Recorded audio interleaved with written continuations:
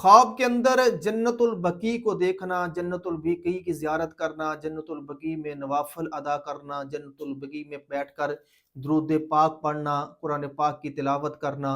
रोज़ा रसूल को देखना, रोज़ा रसूल पर हाज़िर देखना, इसकी क्या तबीर है, जानने से पहले वीडियो को लाइक करें, चैनल को सब्सक्राइब करें।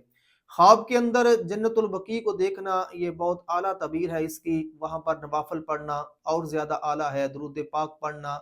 और वहाँ पर कुरान पाक की तिलावत करना, रोज़ा अक़दस की ज़ियारत करना, हुज़ूर के रोज़ा अक़दस पर बैठना और रोज़ा अक़दस को देखना, ये इंसान के ईमान की मज़बूती की निशानी है और हुब्बे रसूल की निशानी है। और जन्नतुल बकी को देखना इंसान के बुलंदी दर्जात की तरफ इशारा है, अल्लाह ताला की रहमत की तरफ इशारा है। मुसीबतों है में है तो परेशानियों में है, निजात पाने की तरफ इशारा है, बीमार है, सेहत याबी की तरफ इशारा है,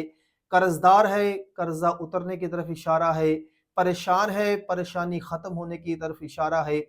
ईमान की मजबूती की तरफ इशारा है, तौबा की तरफ इशारा है, नमाज की तरफ इशारा है, तिलावत कुरान की तरफ इशारा है और इत्तिबाए सुन्नत की तरफ इशारा है कि आप इत्तिबाए सुन्नत पर कारबंद हो जाएं। और अगर बंदा कोई इत्तिबाए सुन्नत पहले से कर रहा है और अल्लाह का डर है उसके अंदर, तो फिर ये उसके बुलंदी दर्जात की तरफ इशारा है कि इस आदमी को अल्लाह पाक ने मज़ीद तरक्की दे दी है, रूहानी तौर पर इस पर मज़ीद इनामात कर दिए हैं। तो जन्नतुल बकी में बैठना, रोज़ा अक़दस देखना, ये रहमत ही रहमत है, बरकत ही बरकत है, देखने वाला बड़ा खुशकिस्मत है। और ज़हर में भी अल्लाह पाक बाज़ ने कहा है कि जो